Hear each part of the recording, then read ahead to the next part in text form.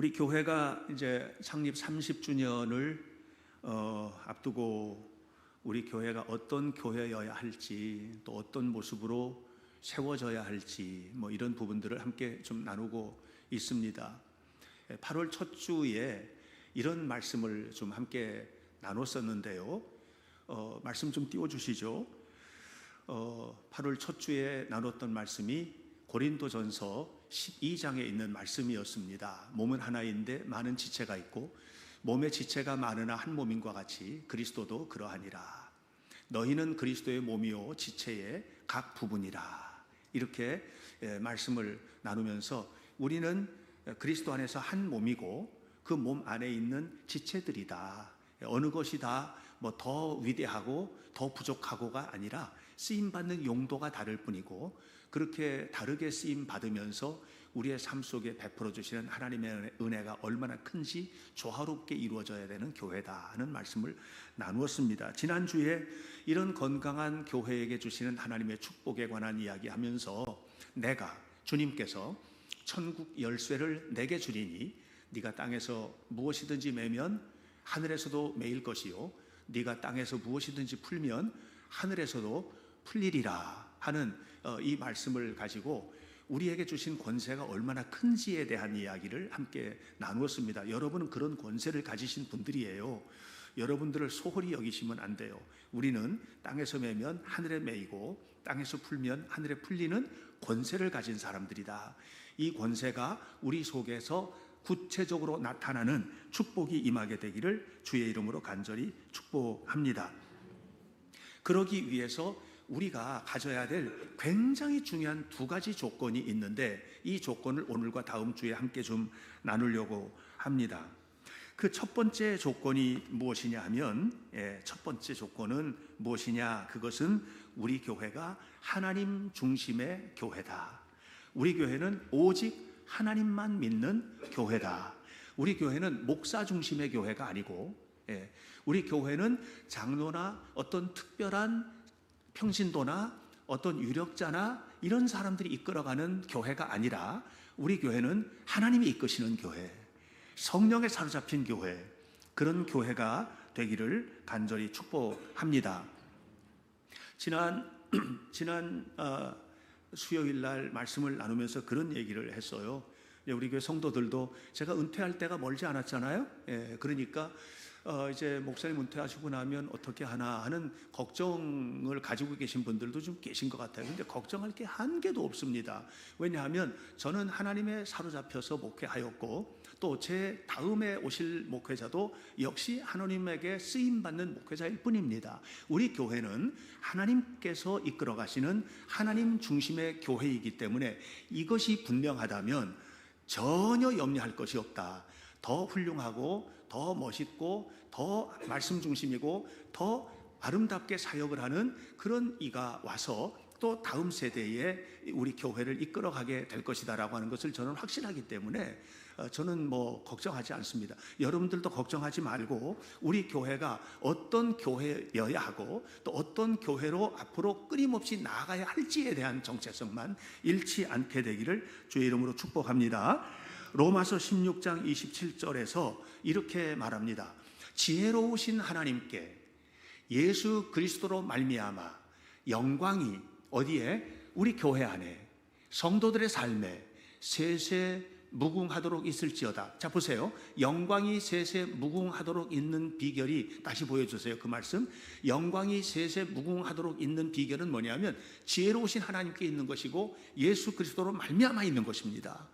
그러니까 여러분, 우리 교회가 하나님께 중심이 된 교회, 예수 그리스도의 은혜로 구원받은 교회에 대한 확신을 가지고 있다면 우리 모두가 다 현재에 대한, 미래에 대한, 삶에 대한 모든 것에 대해서 하나님께 맡기는 그런 교회가 돼야 되는 것이죠. 그래서 저는 의도적으로 우리 교회가 하나님의 영광을 드러내는 교회가 되기 위하여 의도적으로 사용하고 싶은 말이 뭐냐면 하나님 중심의 공동체, 하나님 중심의 공동체, 끊임없이 강조하잖아요. 하나님 나라 백성 공동체, 하나님께서 기뻐하시는 교회, 하나님 나라 백성 공동체, 이것은 우리 교회의 정체성입니다.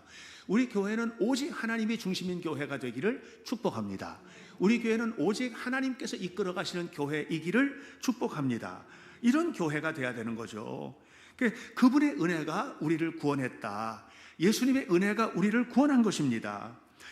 최초부터 교회가 교회된 것은 예수님의 은혜로 된 것이지 사람들이 모여서 된 것이 아니다. 사람들이 모였는데 모인 사람들의 중심에 예수 그리스도께서 계셨고 하나님의 중심이 된 교회였기 때문에 교회였던 것입니다. 이것이 처음 교회이고 계속 역사 속에서 이어져 온 교회이고 오늘 우리 교회인 것을 기억하셔야만 합니다. 로마서 15장 8절에서 사도 바울은 이렇게 말하였습니다. 내가 말하노니 그리스도께서 하나님의 진실하심을 위하여 할례의 추종자가 되셨다. 할례의 추종자가 되셨다고 그랬습니다. 여러분 기억하세요? 할례의 추종자가 되셨다는 말은 뭐냐면 예수님께서도 구약 성경과 유대인들이 살았던 그런 모든 삶에 대해서 부인하지 않았다는 거예요. 그리고 이는 조상들에게 주신 약속들을 견고하기 위하여 그렇게 하신 것이다 그랬습니다. 조상들에게 주신 약속들, 무슨 말이에요? 구약 성경에 산더미처럼 쌓여있는 약속들이 견고하게 이루어지도록 누구를 위하여? 할례자들에게. 할례자가 누굽니까? 유대인들에게. 지금 그런데 바울이 하고 싶은 얘기는 그 얘기가 아니에요. 예수님께서 할례의 추종자가 되시고 또 그들에게 주셨던 모든 약속들을 견고하게 하신 것은, 그것은 뭐냐? 할례 받은 자들을 아름답게 하고 견고하게 하고 그들에게 약속이 이루어지게 하려고 하는 것이 아니고 지금 로마 교회에게 보내는 거잖아요. 로마 교회에 있는 여러분들, 이방인들, 오늘 현대교회 성도들에게 하나님의 이 견고한 약속들이 다 이루어지도록 하기 위한 것이다. 다시 말하면 예수님께서 이 땅에 사셨던 모든 삶의 것들은 뭐냐면 우리를 위한 것이고 하나님의 은혜다라고 하는 것을 강조하고 있는 것입니다. 여러분, 우리 교회 성도들 이렇게 모여 있습니다. 어떨 때 보면은 우리 교회 성도 아닌 분들도 가끔 이렇게 계신 분들이 계세요. 이제 뭐 다니러 왔다가 예배드리러 가신 분들도 있고 또 교회를 이제 둘러보기 위하여 오신 분들도 계시고 그런 분들도 계시잖아요. 또 온라인으로 예배하시는 성도님들 계십니다. 저하고 한 번도 얼굴 못 본 분들 중에서도 계세요. 제가 그런 얘기 들었어요. 네, 여러 군데서 지금 예배하고 계십니다. 또 어떤 분들은 뭐 한번 들어와서 교회 안 다니는데 소개받고 들어와서 한번 예배 드려본 분들도 계실 줄로 믿어요. 그런데 그런 분들에게 현대교회가 가는 그 방향, 지금 목사님 말씀하시는 그거 나하고 상관없는 일이야, 이렇게 생각할 수도 있습니다. 그러나 그렇지가 않습니다. 오늘 여기서 선포되고 있는 모든 말씀은 듣는 모든 이들에게 상관 있는 말씀이고 우리 주님께서는 누구에게 관심을 가지고 계시느냐? 요한복음 3장 16절에서 이렇게 말씀하셨습니다. 예수 그리스도께서 이 땅에 오신 것은 하나님이 세상을 사랑하셔서 오신 것이라는 거예요. 세상에 있는 모든 이들을 위하여 하나님은 우리 교회 사용하시고 여러분 사용하시고 여러분의 능력 사용하시고 여러분 물질 사용하시고 여러분 재능 사용하시고 오늘 우리 현찬이 또 지우 그리고 진섭이 소개했잖아요. 이 아이들 열심히 공부해서 훌륭하게 자라고 또 뿐만 아니라 우리 자녀들 무럭무럭 자라고 이렇게 잘 자라서 어떻게 해요? 예수님께서 그들에게 하나님의 성경의 약속들을 견고하게 하시고 다 그들을 통해서 이루어내시고 그들을 통해서 세상을 구원하시고 역사하기 위하여 그렇게 하셨다는 겁니다. 제가 얼마 전에 투르키예라고 지금은 얘기하지 않습니까? 터키에 있는 어떤 선교사님하고 이야기를 나눈 적이 있습니다. 터키 인구가 8,500만이랍니다. 8,500만. 굉장히 그 넓은 땅에 비해서는 인구가 적은 편인데 적은 인구가 아니죠. 8,500만 명이니까. 기독교인이 몇 명 되는 줄 아세요 혹시? 터키 기독교인 8,500만 명 중에서 기독교인이 3,000명 정도 된답니다. 그 흔적도 없는 거예요. 8,500만 중에서 3,000명이니까 흔적도 없는 거예요. 그런데 여러분 아세요? 그 3,000명을 통해서 하나님이 일하세요.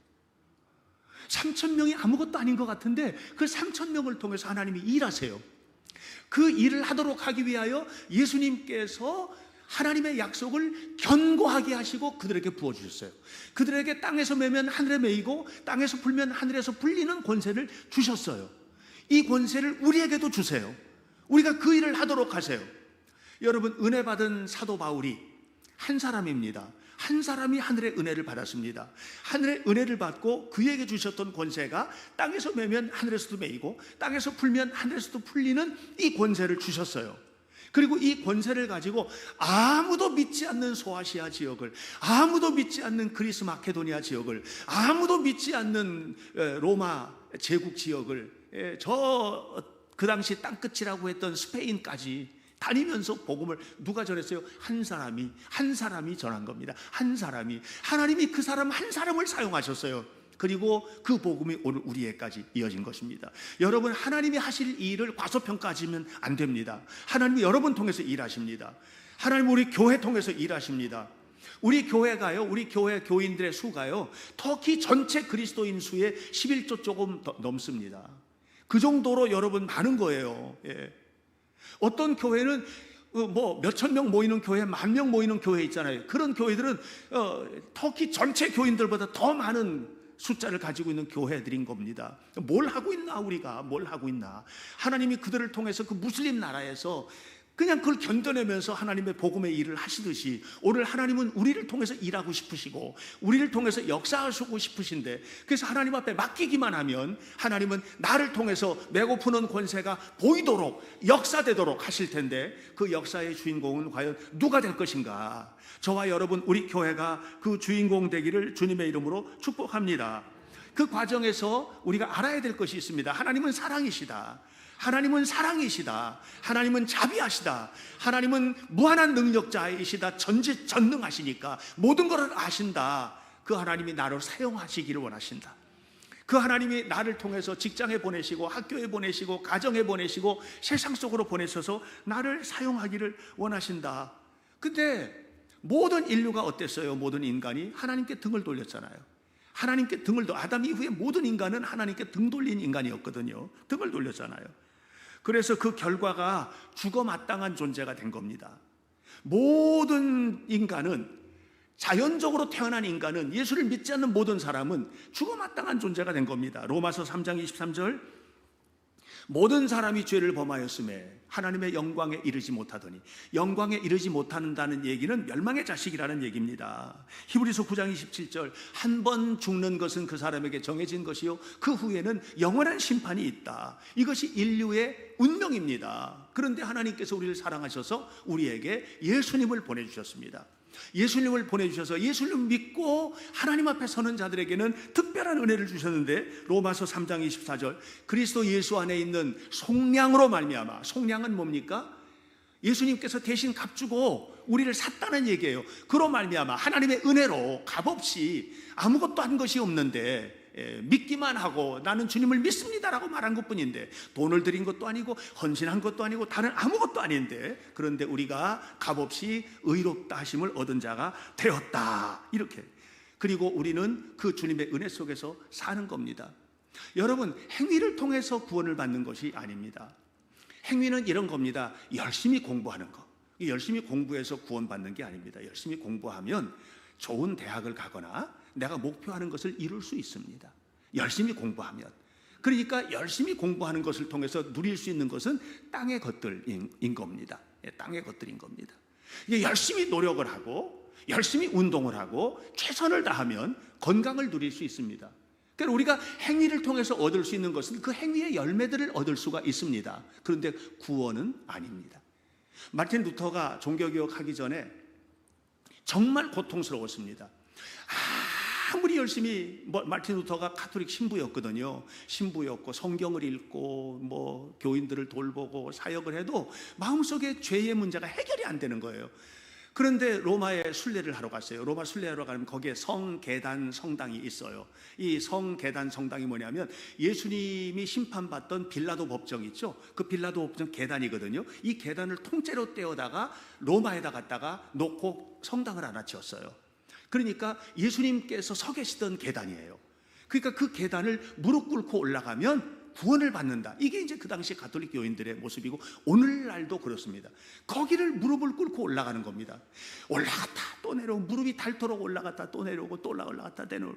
그래도 이 마음속에 죄의 문제가 해결이 안 되는 겁니다. 그 성계단을 우리 이번에 유럽 역사여행 팀 아이들과 함께 갔습니다. 한번 보실까요? 네. 저 계단을 저렇게 올라가는 겁니다. 저게 빌라도 법정에 있던 계단인데 하도 오래 이제 보호하기 위해서 나무를 덧댔어요. 저기를 지금 계단을 올라가는 겁니다. 저기를 갔습니다. 갔더니 이제 로빈이가 같이 갔잖아요. 박로빈이. 들어가자마자 얘가 막 뛰어가더니 자기도 무릎 꿇고 올라가는 거죠. 저기를 저러고 올라가는 거예요. 막. 그래서 야 로빈아 빨리 내려와 빨리 내려와 빨리 내려와 그런데 막 올라가는 거예요. 그래서 내려왔어요. 그날 저녁에 아이들 일기를 썼습니다. 제가 지독하게 18일 동안 매일 일기 검사를 했거든요. 그날 일기 로빈이의 일기 한 대목입니다. 진짜로 저기 지금 계단을 저렇게 그렸어요. 그리고 진짜로 무릎을 꿇고 올라가면 구원을 받는 게 아니다. 하나님만을 믿어야 구원을 받을 수 있다. 그렇게 써놨어요. 네, 박수 한번 쳐줘요. 박수 한번 쳐줘요. 네. 제가 깜짝 놀랐어요. 왜냐하면 밖에 나와가지고 아이들에게 얘기했거든요. 루터가 여기 무릎 꿇고 다녔다. 수많은 사람들이 무릎 꿇고 올라간다. 무릎 꿇고 올라다닌다고 해서 구원받는 게 아니다. 예수님을 믿어야 되는 거야. 예수님이 아니면 구원받을 수가 없다. 행위가 아니다. 믿음이다. 그걸 가르쳤어요. 그랬더니 이제 저걸 이렇게 쓴 거예요. 여러분, 우리가 알아야 될 게 있어요. 행위는 너무 소중합니다. 그러나 그 행위는 구원받은 사람들의 삶에서 나오는 향기로움이에요. 예. 여러분, 구원받은 사람은요, 향기로운 행위가 나와야 돼요. 아름다운 행위, 아름다운 말, 아름다운 태도, 아름다운 봉사, 아름다운 헌신, 이런 모든 것들은 행위의 결과, 믿음의 결과인 거죠. 자연스럽게 배어나오는 것입니다. 열심히 운동을 하면 땀이 나오죠. 그게 자연스러운 결과잖아요. 예. 많이 밥 먹으면 배부르죠. 그게 자연스러운 결과잖아요. 우리가 열심히 믿고 하나님을 믿고 진실로 주님을 믿으면 뭐가 나와요? 아름다운 행위가 배어 나오는 것입니다. 이것이 우리의 삶이 되어야 한다는 것입니다. 이때 중요한 것은 뭐냐 하면, 내가 믿는 사람이든 믿지 않는 사람이든 너는 믿으니까 더 사랑하고, 믿지 않으니까 너는 버려서, 너는 열심히 신앙생활하니까 더 사랑하고, 그렇지 않으니까 버려서, 이게 아니고 하나님은 모든 인류를 언제나 어떤 상황에서든 지켜보고 계신다는 것입니다. 성 어거스틴이 그것을 알았습니다. 어거스틴이 진짜 엉터리로 살았던 사람이잖아요. 그렇게 살았던 사람인데 나중에 주님의 은혜를 허락받고 완전히 변화되거든요. 이 사람이 이제 300년대, 서기 300년대 중반부터 400년대 초반까지 살았던 사람이에요. 아주 옛날 고리짝 사람이잖아요. 근데 그가 그렇게 알고 완전히 변화가 돼요. 변화가 된 다음에 고백록을 써요. 그 안에 있는 내용 중에 한 대목입니다. 하나님이 나를 아신다. 내가 하나님을 모를 때도 하나님은 나를 아셨다. 내가 하나님을 반역할 때도 하나님은 나를 바라보셨다. 세상의 사람이라고는 나 하나밖에 없는 것처럼 나를 사랑하신다. 하나님이 이렇게 나를 사랑하신, 언제 깨달았죠? 주님을 만나고 난 다음에. 귀로만 소리만 듣고 멀찌감치가 아니라 구체적으로 주님을 만난 후에 어거스틴이 깨달은 거예요. 그리고서는요, 전적으로 하나님의 영광을 위해서 삽니다. 저는 우리 교회가 하나님 중심의 교회가 되길 바랍니다. 하나님 여러분 사랑하십니다. 하나님 여러분에게 능력 주시길 원하십니다. 하나님은 우리 교회를 통해서 일하시길 원하십니다. 여러분 한 사람 한 사람은 모든 몸의 지체입니다. 여러분 우리는요, 어느 것 하나도 버릴 것이 없습니다. 손가락 하나도 버릴 수 없습니다. 머리카락 하나도 버릴 수가 없습니다. 우리 모두는 다 우리 몸의 지체인 것처럼 예수 그리스도의 몸의 지체로서 우리가 삶을 살아갈 때 하나님께서 주신 은혜, 오직 주님 중심의 교회, 오직 주님을 따라가는 교회, 오직 하나님만 바라보는 교회, 그런 교회가 될 때 우리 교회를 세우신 하나님의 의도에 맞는 교회다. 우리 교회 30년이 되었습니다. 저는요, 우리나라에서 가장 오래된 140년 된 교회도 제가 가봤습니다. 그 예배당에 들어가고 그 예배당에서 제가 말씀을 전한 적도 있고, 또 300년 된 교회도 저는 가봤습니다. 500년, 700년, 1000년, 2000년 된 교회도 저는 가봤습니다. 이번에도 2000년 된 교회 가서 아이들과 함께 둘러봤거든요. 카타콤, 그 로마 지하 안에 있는 교회입니다. 그런 교회도 가봤습니다. 2000년 된 교회, 저는요 10,000명 모이는 교회도 가봤고, 아니 5명, 10명 모이는 작은 교회도 가봤습니다. 어떤 것이 중요합니까? 많이 모이는 교회면 더 훌륭한 교회고 더 훌륭한 목사입니까? 그것이 아닙니다. 이 땅에서 가장 귀한 교회, 가장 소중한 교회는 뭐냐? 하나님 중심인 교회, 예수 그리스도의 피로 값주고 사신 교회, 이것을 믿음으로 확신하고 그리고 삶으로 향기롭게 회복되어서 퍼져나가는 교회, 이보다 더 아름다운 교회는 없습니다. 우리 교회가 그런 교회이기를 바랍니다. 우리 교회는 하나님 중심의 교회가 되기를 바랍니다. 주님의 사랑받는 교회 되기를 바랍니다. 하나님만을 사랑하는 성도들의 모임이 되기를 바랍니다. 그래서 오직 주께 영광을 돌리는 은혜스러운 성도의 삶 속에 베푸시는 하나님의 축복과 은혜가 풍성하시기를 주님의 이름으로 간절히 축원합니다.